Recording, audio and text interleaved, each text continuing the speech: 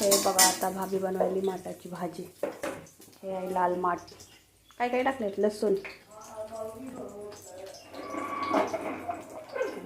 मस्त आहे. लाल माठ धुवून घेतलं आहे.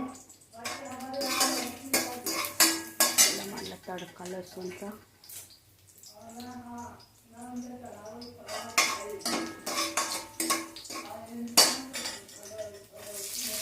थोडी मिरची टाकली त्याच्यामध्ये 2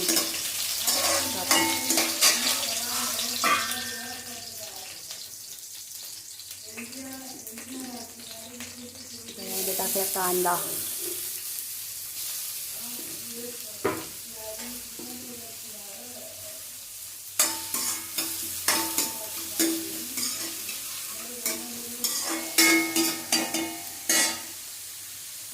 त्याला मस्त लाल परतून घ्यायचं आहे कांद्याला.